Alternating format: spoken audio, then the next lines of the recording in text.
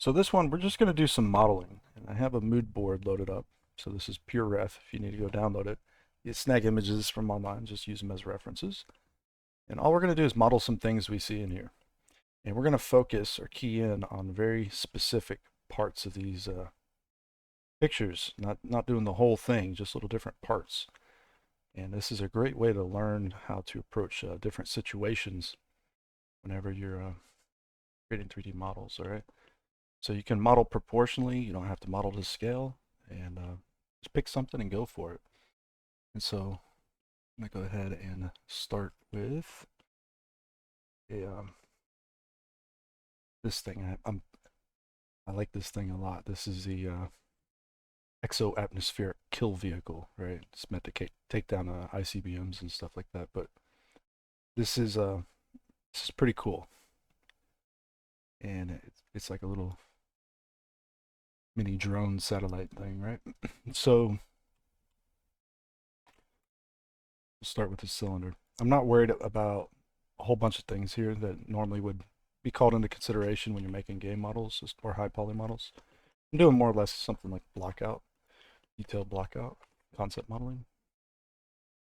And also turn on grid snapping if you get a chance. So when you hit G and Y and you hold control, you can snap to the grid. Now, a lot of guys ask for screencast keys. I can do screencast operators. That's the best I can do to give you an idea of what I'm kind of doing. You can see every time I click the mouse, it's like, you see, it gets a little bit overbearing, I think, but it'll still help out, hopefully. So cylindrical shapes are actually a lot easier than you probably think because there's a little trick about them. And that is you can do loop cuts wherever you need them, right? But you can select by holding Alt Shift and selecting like this. S, Shift Y. You see we can do numbers like that. This one I actually need to do a little different. So we're going to do Control Number Pad plus, select more, S, Shift Y now. After adding that additional loop cut, I could do things like this. But insetting, right, when you press I to inset, if you hold Control instead of insetting normally, you do basically an extrude along normals or something very similar anyways. So you can do this number all over the place. Inset, little pro tip, you can reassign inset to W. Might be a little weird to get used to at first, but you'll have extrude basically and inset right next to each other. So you can use either or very fast. All right, so little things like this can take place, and you don't have to think about it too much. Also, Alt S can be useful. If you want to try using Alt S, you can scale along normals. In this case, I'd rather just move it though. Create like a little barrel of sorts. Okay, and so at any point, if you're using Machine Tools add-on, which I highly recommend using, you can usually press 4 and separate a mesh or faces. So when you select faces, hit 4, separates it as a new object. And you can do things like that. So we have two objects now. This thing's actually pretty big. Okay, and so it has some little details here in the back that are just support elements, like little support brackets or whatever. It's actually, let's say it's something like, see that loop cut going crazy? Yeah, I didn't do that right. Machine Tools, Alt A is the alignment pie. You can align left. It's very simple, very fast. So I probably need to do this section a little bit more appropriately. Those brackets would go back here. Now we could spend all day trying to merge these shapes together. So for now, what I'm going to do is place the 3D cursor on this edge. Press Shift A, create a cube. Just going to move it forward real quick. Scale it in edit mode. Just get the shape I need. I'm not worried about getting everything perfect. I just need that shape more than anything. Maybe pull it forward a little. Do this number here.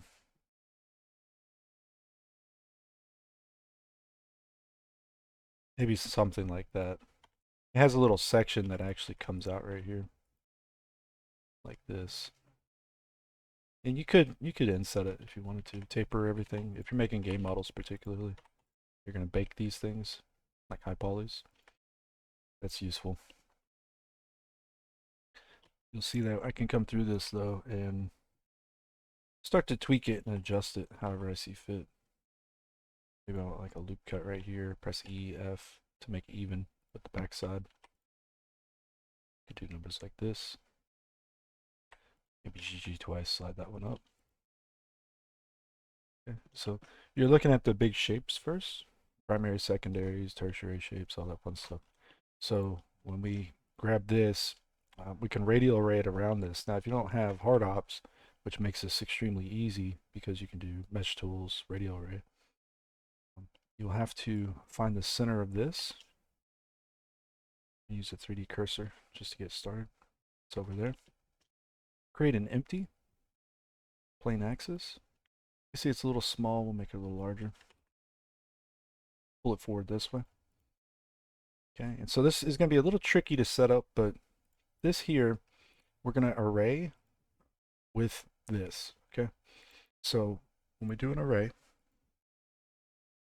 usually we're using relative. We can use relative or we can do constant, so it's up to you. But we're going to use object offset. We're going to use that empty. Okay, so now you see our origin point here for the object is not in alignment with this one. This can cause a bit of problems, so we need to do Shift S, cursor to selected on the empty. This one here, we have to place the origin point to the 3D cursor. See, origin to 3D cursor. Boom. And they should line up. And instead of arraying this in this axes, I'm going to put it as 0. So when we rotate this empty now on Y, hold control while doing this, you can see we can get something like this going on perhaps. We can pick the degrees that we want to rotate this at. So 22.5 I think is what I want here. And you're probably wondering why 22.5. Well, if you take 90 degrees and you divide it in 2, it gets 45 degrees. If you divide 45 in 2, 22.5. If you divide 22.5 by 2, get 11 dot whatever. And so down and down further it goes, but now we bump up this amount. We have something set up like so, but this is non-destructive, so we can always adjust it later if we needed to and tweak it. But you can see where that goes if we right click shade everything auto smooth. Can't shade auto smooth on an empty, but you have to select the mesh. So all in all, it doesn't look like anything real special. That's okay. I'm gonna add bevels to this for now just to see how it would look with some bevels. We'll probably collapse this later on and UV map it, or you might go back through and try to subdivide everything and whatnot. So you want to keep it non-destructive for a little bit to see if you can get kind of the things going that you need to get going. And see how they would look with a little bit of roundness to them at least. So even these ones right here, bevel as well. You have to tweak some of the settings. Try outer emitter arc and try loop slide on and off as well. That could help out in a lot of situations. So it seems pretty confusing and hard to do this kind of stuff, but it's really not, especially when you start taking your time through it. Yeah, you're new to Blender, but the more you get into modeling, I think the easier it gets for the most part, especially if you're learning the right way to do things at least. So like for example down here, I want this thing to actually bend with this mesh. So creating a cube and starting with that, probably a bad idea actually. It might be better to just start with what is already bent, right? So you can see, do that. We could separate this and scale it in. We got a bevel on it still. We'll leave it for now, but it's all kinds of things we can do over here. We could get really involved with this if we wanted to. We could just do like an extrusion up, call it a day, and then start working on the next piece on top of it. Or we can try to work that piece out of this piece. It's really up to us to figure out what we're doing. I think if we work this one manually real quick, it'll work out just fine. And something maybe along these lines here. It's a little bit off. Let me try pulling that in. It should be centered, but we'll just eyeball it for now. Press E and Z, Alt A, align top. All right, and so you have that going. You might need to do a mirror, or you can symmetrize with Mesh Machine. So if you symmetrize with Mesh Machine, turn off Remove Redundant Center. Helps out quite a bit usually. But we're kind of at this point now where we're able to just model what we need to model. We're not stuck with anything. I need a loop cut. Press E, F, make the loop cut even. I want all of this solid through here. You can see it's kind of a little bit of a mess up right now. I can't really do that easily. I'm actually going to delete these faces, grab these edges here, and I'm going to turn on vertex snapping, which is up here. Okay, our machine tools you use the snapping by. So I can just press E, hold control, E, hold control, E, hold control, and you see A, M merged by distance. Symmetrize it or use a mirror modifier, and I could do something like that. All right, pretty interesting little setup there. So how you make your objects is really, it's really up to you. Some things are easier than others, but shouldn't be too challenging by the end of it. This is going to be a little bit weird because I want these to come out like this, but it creates this like perfect straight up and down section here. I actually don't want that. So instead we can do a shear or a skew or whatever you want to call it. Control Alt Shift S, click it. Sometimes it works, sometimes it doesn't. You might have to hit X, Y, or Z, but you can do this. We could just maybe move it out as well. So this is one thing we can do. Just skew things like that in that manner. There's another method though, where you might grab something like this and you use the active element, right? So if I was to start scaling with the active element here, you see it scales out in this direction because it's, well, over here. So maybe we could do a vertex instead. Deselect that. Get a hold of them. Maybe we try to scale from here, if possible. Out like that. You see, that almost worked. Not quite. Let's try this one. It still didn't quite give us what we wanted. I was expecting a little bit more of an angle from it, but you could always try positioning it different. Maybe it'll give you a different result.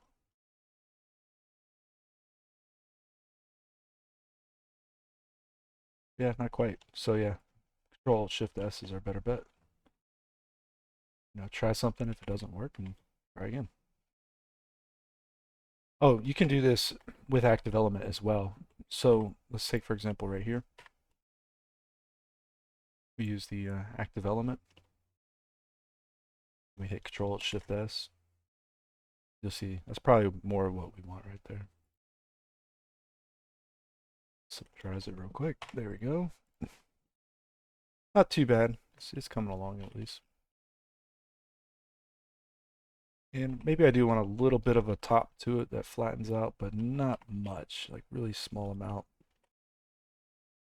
So I can take this whole section, just extrude it up a bit. And just leave it alone. Don't go any further than that on it. Maybe bevel this a little. And call it a day there, right? For now. This thing happens to have a big bolt on it. That's a basically a cylinder. I don't know where it, oh, it's so big. Yeah, that's where it is. We're inside of it. All right, so you see, like, I want this to align to the surface here, possibly. And maybe I do want to can it out like that. So we have to turn on face project, median, align rotation to target. And this is dependent on your origin point as well. So if I hit Control period, you'll see the Z-axis is straight up. Okay, so the origin point has a rotation value to it, and that's what gives you this rotation value here. So if I snap now, I hit G, hold control, I can snap to the surface. And you'll notice that we have a rotational value, and our normal is our Z axis is pointed up there for the local orientation. And so we can do that, delete these, and so now we have local rotation. Matter of fact, if we switch back to medium point and do local, we're going to use the move tool over here, you'll see it actually works like this now, right? So everything has its own little local rotation. Usually you can kill this off if you press Control A and apply rotation. You'll see it goes back the way it was. This will kind of hurt you if you're working with certain shapes. So sometimes the rotation values are needed, at least while you're modeling. And before you send things off to a game engine, you might get rid of some stuff like that, but it's not always the case. Sometimes you need it still. And yeah, so there we go. This one, we're not going to get too involved with it. We're not trying to make like a super detailed bolt here. We'll just bevel it real quick. Bump up the count a bit. Shade smooth. There you go.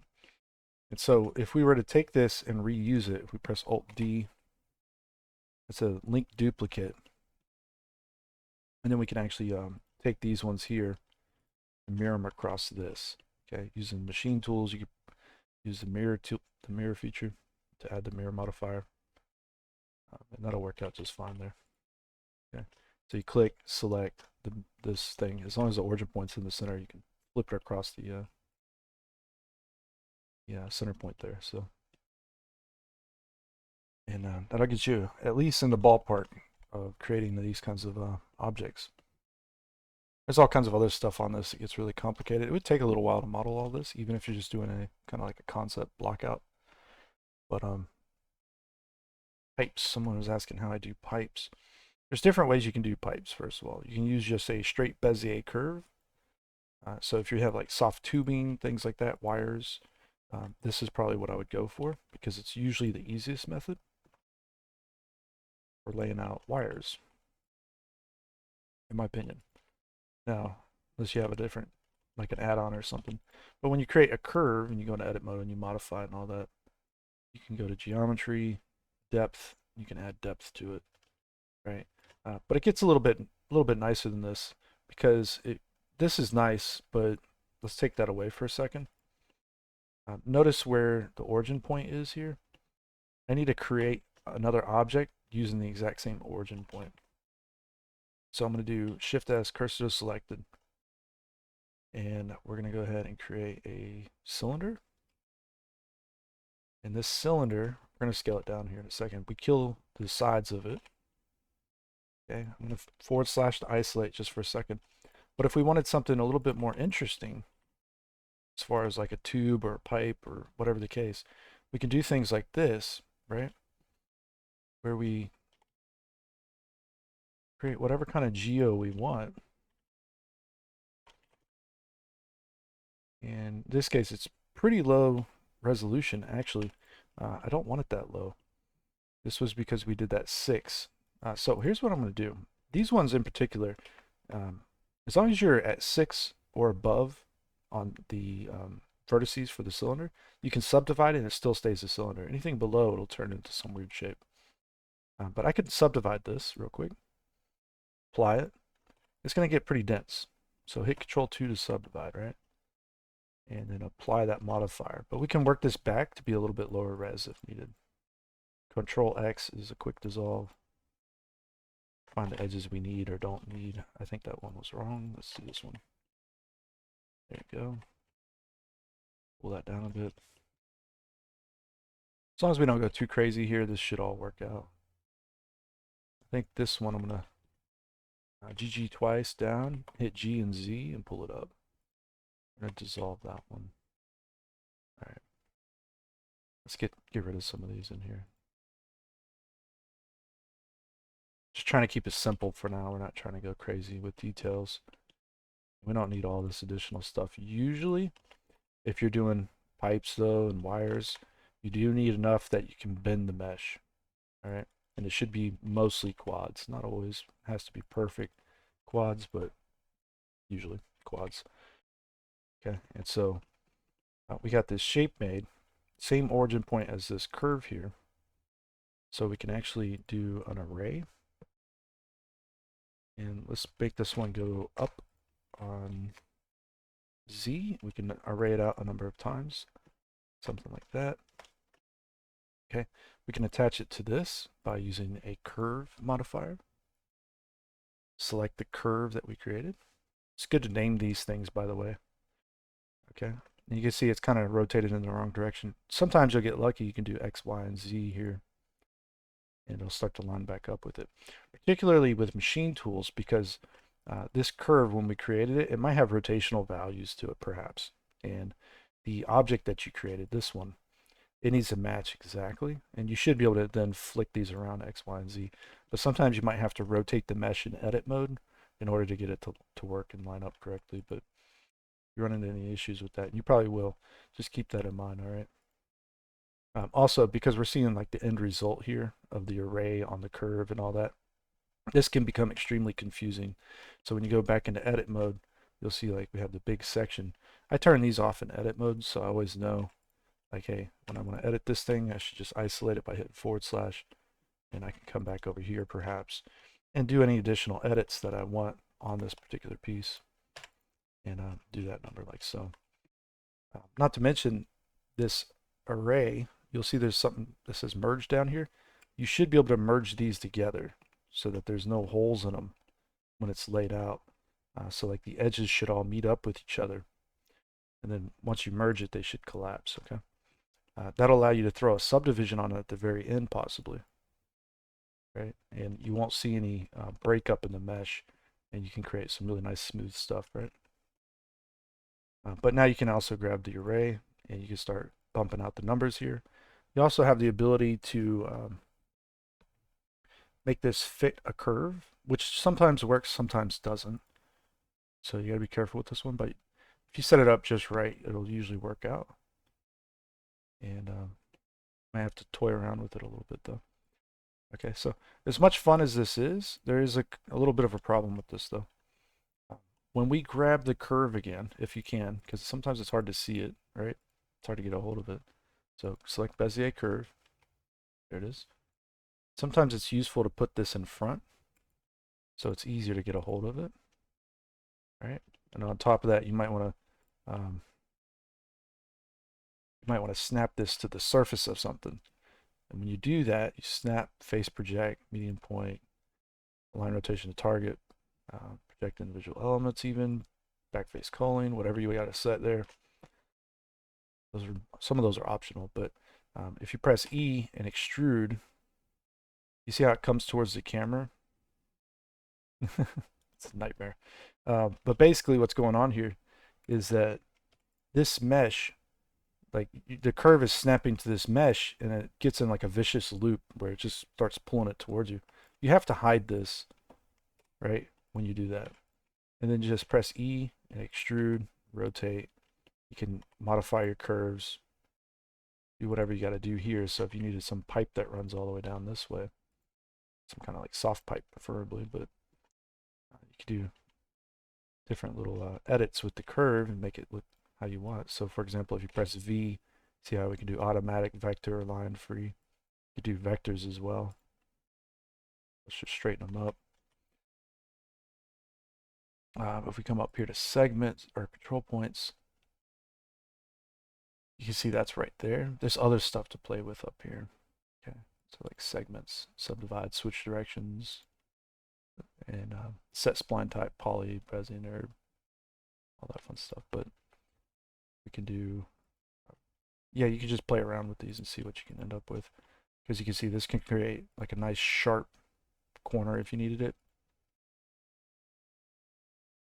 And you can get something like that going relatively fast. So sometimes you don't need them working back in. You can see this one needs to maybe be a vector too. Oh, that's not doing it.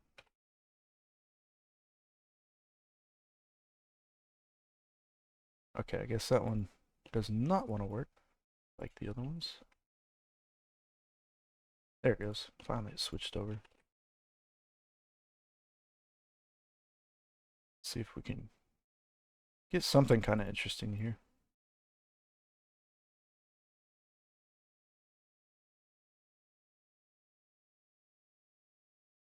All right, so when we press Alt H and unhide the original mesh there, this is usually the problem you're going to have the most.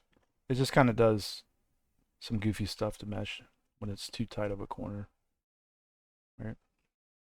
So you, in reality, doing hard piping, you wouldn't want to do this. So, but it's just showing you an example that you can get away with some stuff like this, perhaps. In general, this works better with soft piping, right?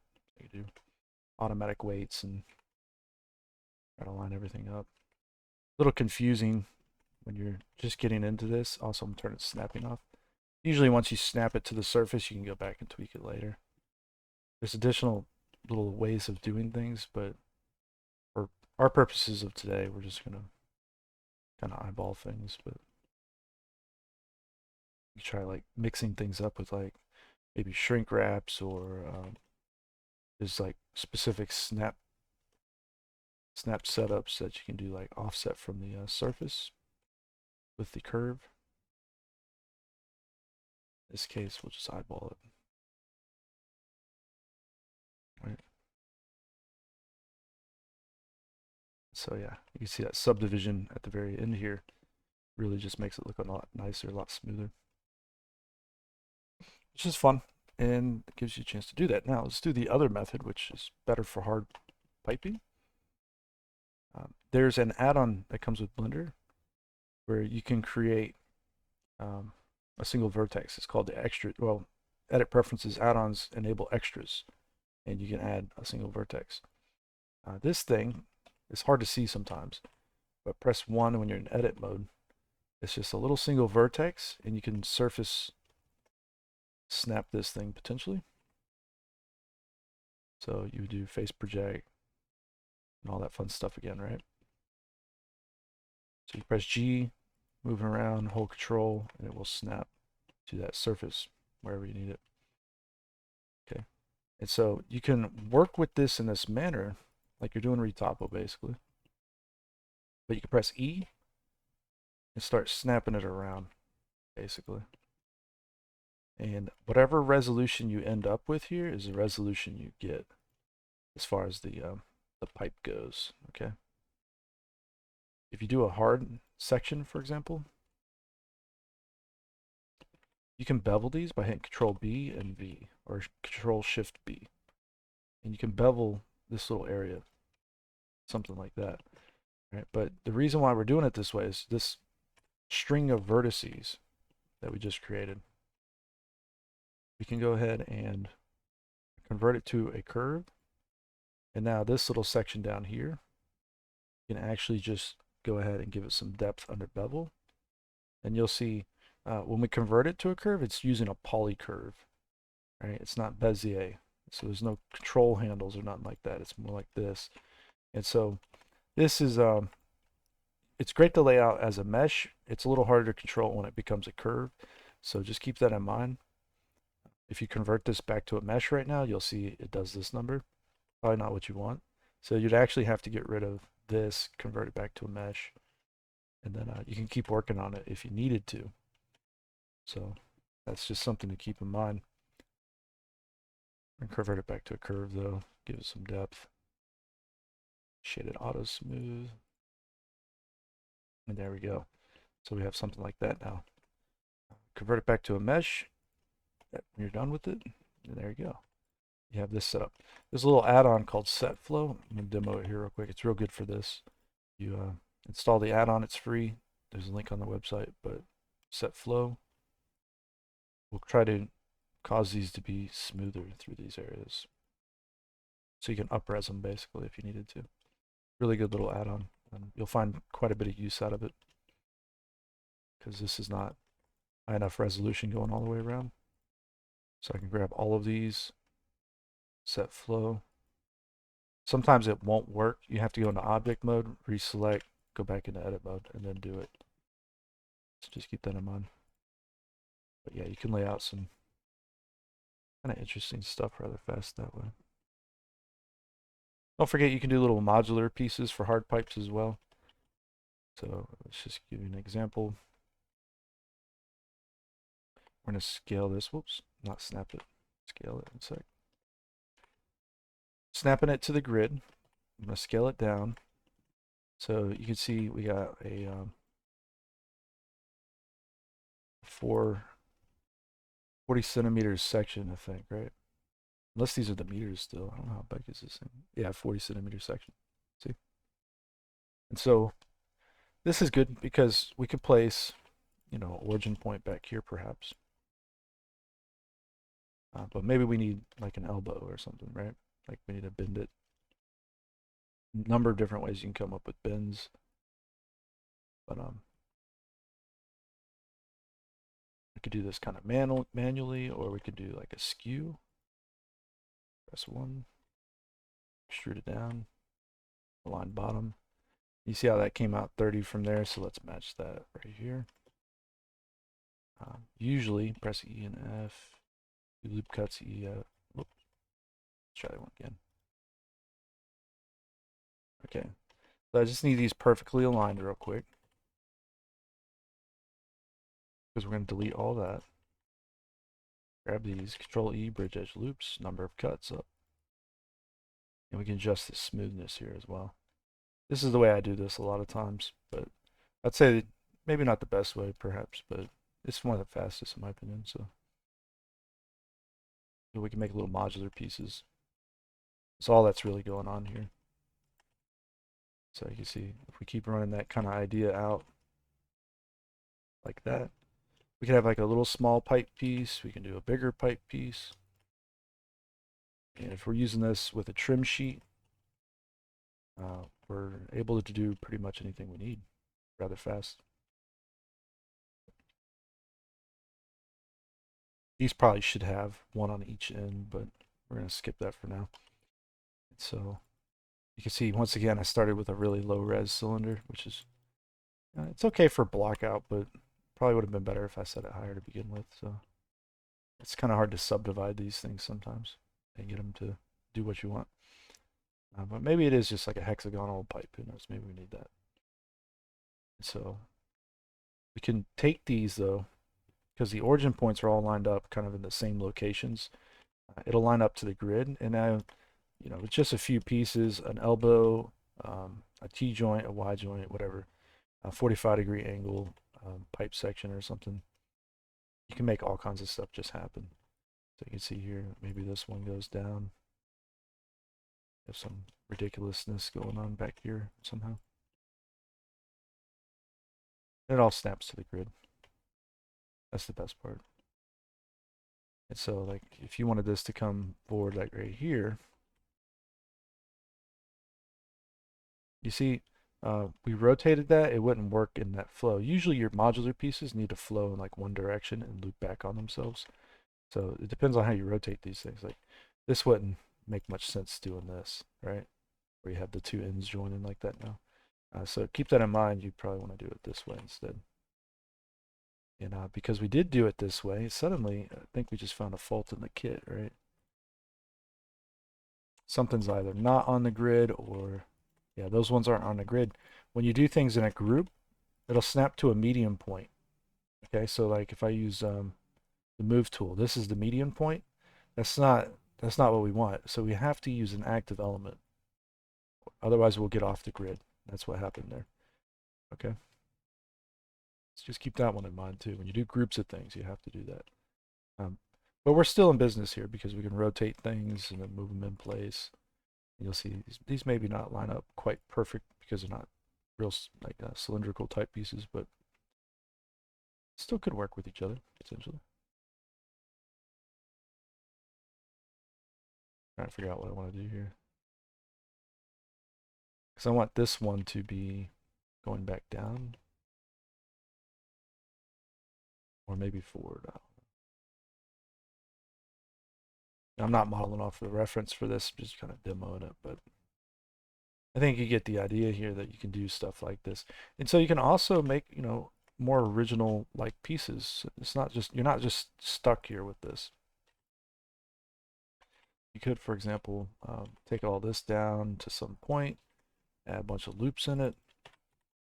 You can use proportional edit, do connected only. And so like we could potentially start moving things around in this manner. You got to be a little bit careful because you might distort things, like as far as shapes go. Like you see like the thicknesses become kind of weird. But usually you can get away with this kind of stuff, and you might get a chance to scale them back out a little or whatever. If you're just real careful with it, basically, you can get away with it. Not always going to be the case, though. I think those ones are a little sketchy. But we do have this amazing add-on that I just talked about called SetFlow. Let's see what that does here. Ooh, that actually didn't work on that bottom one. Let's leave that one alone for a sec, and let's leave that one alone. Let's see what it does with these ones. Yeah, it works fine across those ones. All right. So yeah, we can do all kinds of nonsense with little mini modular pieces. Shade all those auto smooth. I'm gonna bump up the amount for it. This is how you get away with using really low poly models in games sometimes. Just use a good bit of auto smoothing or sharp edges or whatever. Possibility, especially if you're using trims. Right, and so all in all, you'll find a number of situations where you just have to model a little bit, come up with ideas, and not focus so much on anything other than design.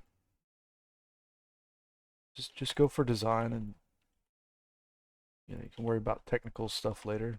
Like right here, my origin point's off. I want it over here.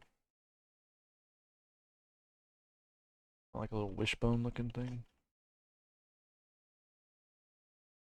Maybe I stick that in there or something. Maybe the front of these things are chamfered.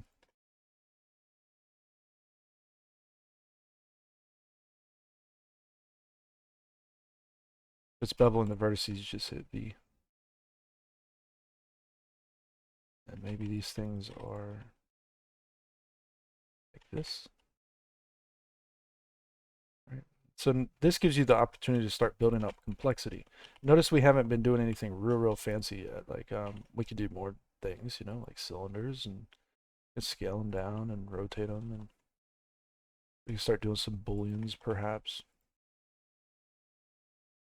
Maybe we want to do a boolean out of that. There you go. Maybe we want, turn box cutter on later and start cutting some things up like this. Maybe pressing W, we can do little cutouts like that. Now maybe that needs a little cutout for that pipe. Who knows? Maybe that's just how it's made. This whole section here. Now move it down maybe. There's G. Bevel it.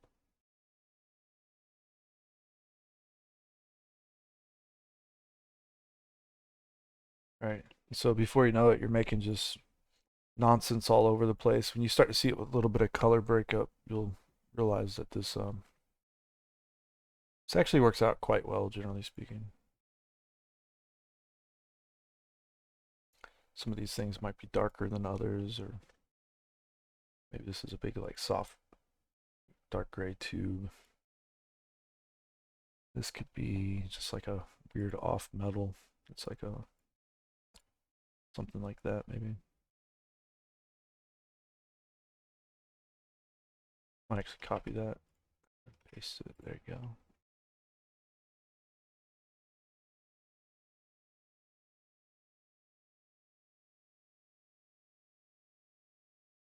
What else do we got? Make this one darker. Why not? Yeah. So you can go through and do this throughout. And if you're wondering about this add-on, I'm going to try to figure out how to make a apply to all button later on, but I don't have that or apply to selected. But I'm not sure how I'm going to do that yet. think that's needed though.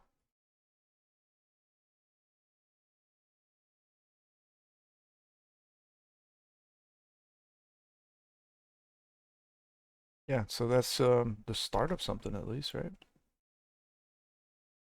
Could we do more? Sure. Let's make it more interesting. It's I'm gonna go off of the original design there. Instead,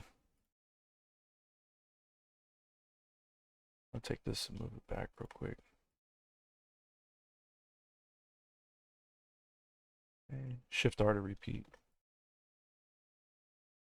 I think what I want to do here is put a vertical section in. Probably wouldn't be that far back either. Something like that maybe. Okay, and thinking about how I want to do this.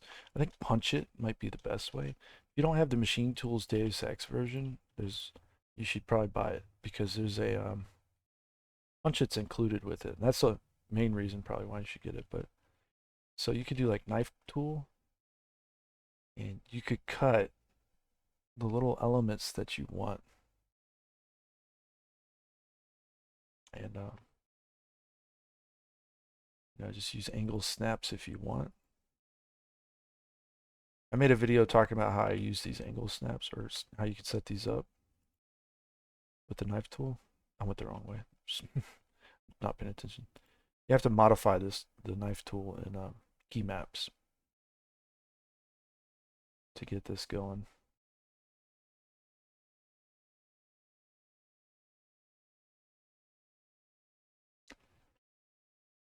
All right, so here's the deal. I wanted to keep them straight up and down, but I didn't mess it up. Anyways, this here, I'm going to join. You just punch it. I'm going to send it all the way through and click. You see? It's really that simple for that one piece. Now, why? Because if I take this in here and inset it, I punch it. You see what I'm saying? It's a really good tool, in my opinion, but one of the lesser known tools, perhaps. Now, pull all these back in a little. Let's extrude and scale. Scale on X, extrude back. So now we can just do whatever we gotta do, really. Oh, Blender crashed. Don't fret if Blender ever crashes. It's just sometimes it randomly turns off. I'm not real sure why. I think a few add-ons might help contribute to that, but when you do recover autosave, almost always this saves you. It's very rare if it will not do that. Date modified today, latest time, boom. And you see, we're right back basically where we were. We have lost literally almost nothing. Yeah, Blender first started crashing. Blender didn't crash for a long time for me, and then suddenly it started getting crazy and squirrely. I think it's got to be an add-on or something. But so when I want to do things like this and symmetrize them and just make more interesting stuff, I'm able to do that at least. So who knows what this thing is now? Maybe it has like a big I-beam looking thing down here that it mounts to. You see where it's going now, hopefully. Like you can take an idea and run with it in your own directions. So even though this thing was like made to kill ICBMs or whatever, now you're able to just take it and work out these additional little elements for it using these simple tools, these simple modeling techniques. Oh, my box cutter's on. Let's turn it off. And You know, like this thing's off-centered even. Like I wasn't planning on doing that, but sometimes you can roll with things like that. You can just be like, yeah, that's kind of cool. I like that. Let's do some little cube sections to hold it up though, like this. Not at the front of it. Now we got this going on.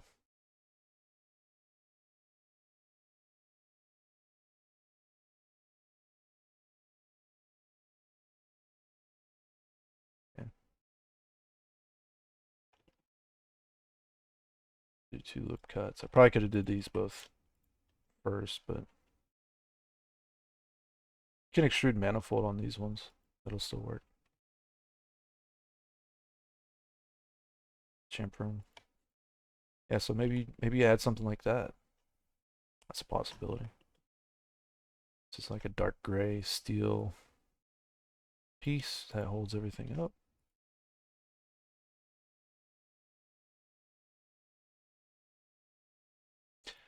Could be useful to make some things the same color, but this could be, yeah, pure white. This could be a gray. Okay, it's kind of hard to tell the difference on some of these, but the reason is because my matte cap's not pure white. It's just like a light gray.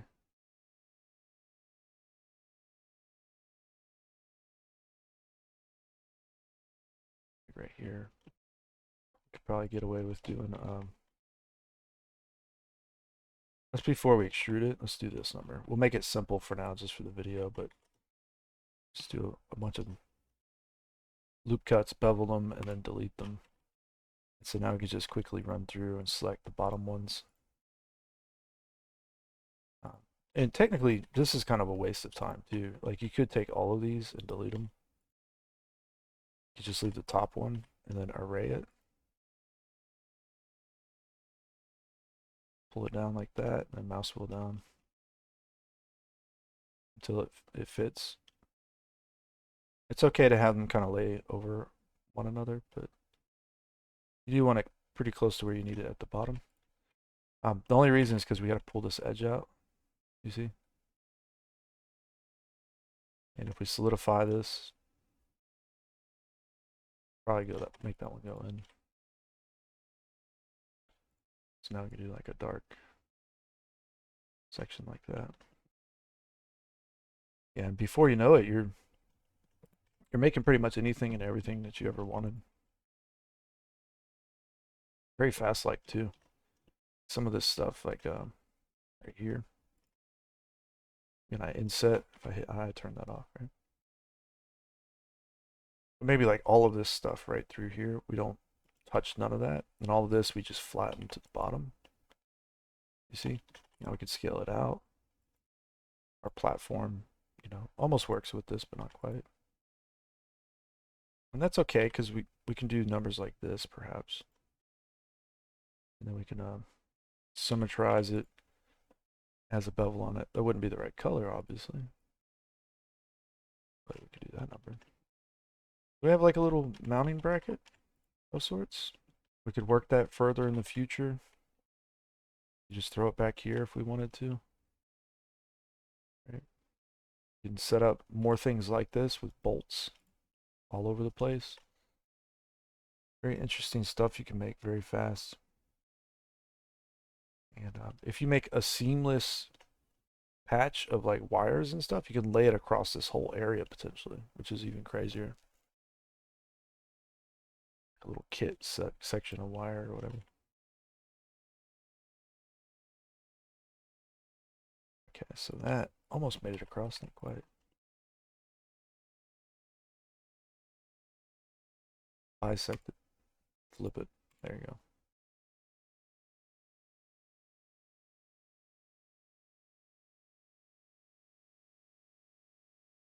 Yep. And so that's your blockout, guys. That's it. You're not doing anything super special here.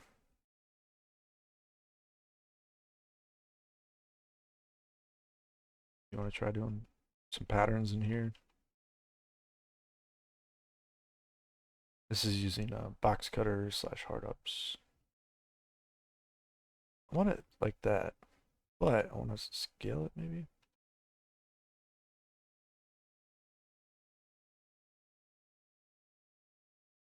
I want to move it up like that. There you go.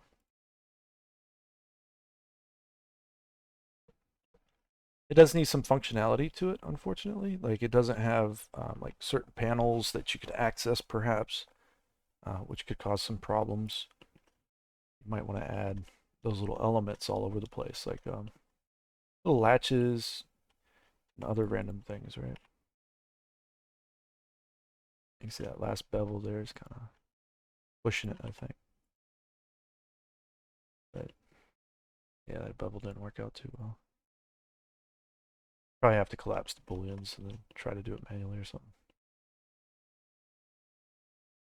Front still needs some work, obviously, in this area. But for the most part, this isn't too bad.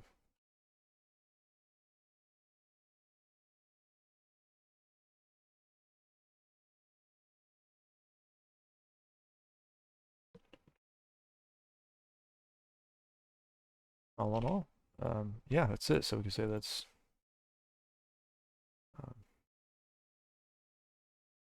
just call it exo. I don't know. Save it somewhere.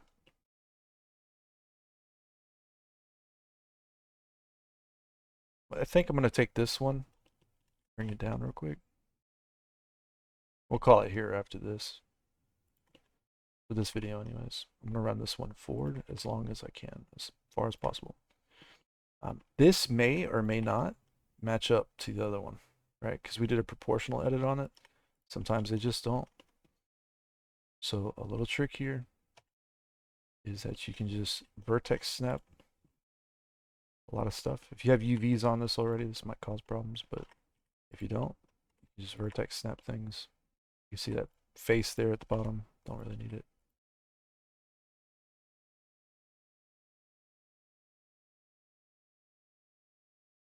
Just kind of work it out to the point it should be at least on the grid. GG twice that, Control B, you can smooth it out a bit. See what I'm saying? Whoop. I don't know what I just did there. A lot of cutter back. All right. Back to absolute grid snap. And there we go.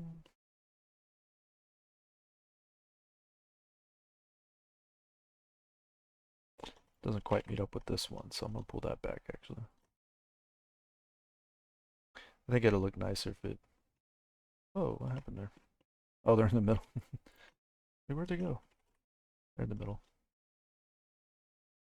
Yeah, so this isn't quite wide enough either. I'm gonna take this one and link it to this one. So we'll press Control L, link object data. So now there'll be instances of each other. Link duplicates, whatever you want to call it. Variable instances. Back to global transformations. Just pull it out a little bit wider.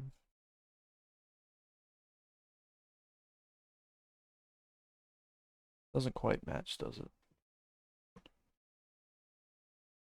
All right, so pull down the.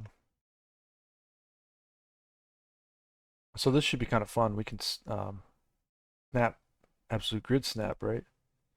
But should be able to snap to the grid, and we can turn proportional edit on. And we should be able to snap to the grid and bring the rest for the ride. Yeah. Should line up too. Yep. This whole segment, you see I did it backwards. Whoops. We'll fix that real quick. I just realized I did that. All right, yeah. There we go. This one down here.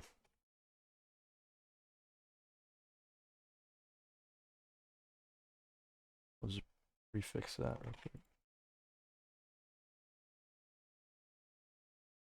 Oh, by the way, this one here, I didn't mention this, but on the in panel there, this little in panel, you can do tilt. So you can rotate these things. if you wanted to. Maybe only wanted them on the outside there, then maybe on the top here. See what I'm saying?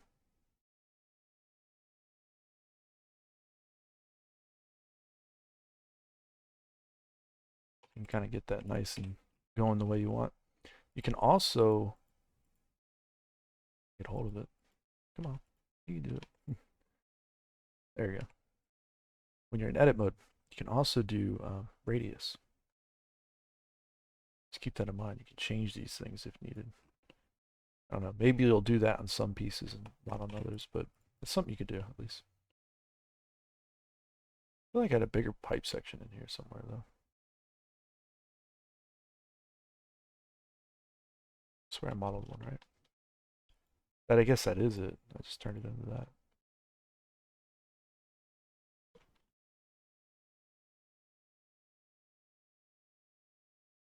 It's not that says you can't still use this thing, you know? Like if you want to take it and throw it down here and maybe pull it out a little there, rotate it. Probably should rotate this one 90 degrees.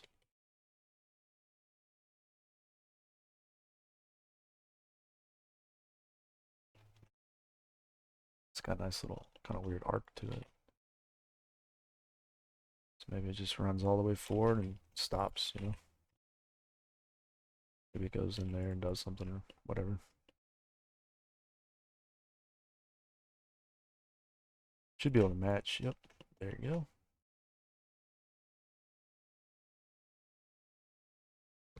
Actually, let's change these to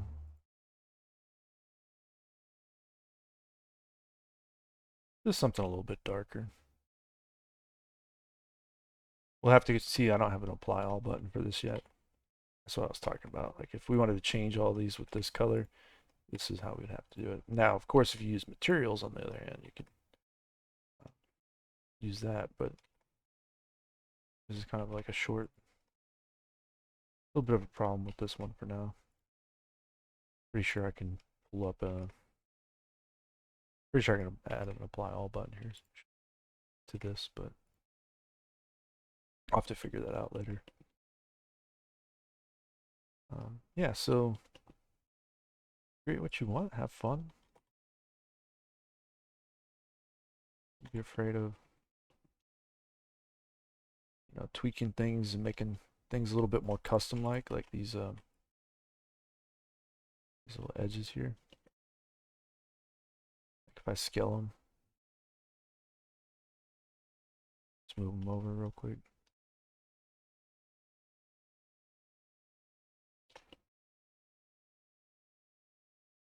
Not super fancy there, right?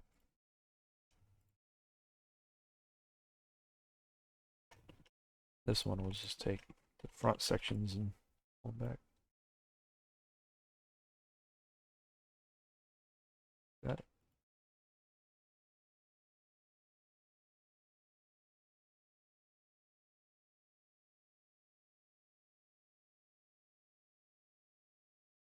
Maybe it's some kind of like wind tunnel turbine system or something that we created by accident, but I don't know, it's all kinds of stuff we could do to it. Imagination is the limit, really. That's what it comes down to. What do I want to do here is turn on, I think, shadows, just temporarily. Shadows really hurt your performance, by the way, but it's just a quick, easy way to look at what it might look like with a little bit of lighting on it. I have to set up a bunch of render stuff, you see? So it will hurt your performance if you have like really dense mesh, especially because it makes everything draw twice, supposedly, or something like that. So yeah, it'll hurt your performance very bad. But for my thumbnail, I think this will do, right? For this video. And overall, hope you enjoyed the video.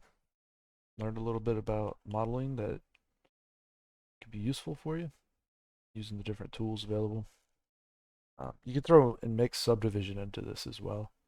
Like we didn't use a whole lot of it, but if we're doing curvier shapes, you can do subdivision with booleans or do whatever it takes to create a concept, basically. And have fun with it. Don't don't get too bogged down or anything, because you just keep working and eventually work out exactly what you want going on. And do pay attention to the edges, whether they're chamfered or beveled. Seems to be like, if you bevel everything, it's going to be kind of boring. Sometimes you need to like chamfer, do big chamfers and stuff like this stuff down here. Mix a square with a cylinder shape, or something like almost as a triangle shape. And so it starts to look way cooler that way anyways. So I'm going to leave it here on this video. Hope you enjoyed it. I'll check you out in the next one. All right, take care.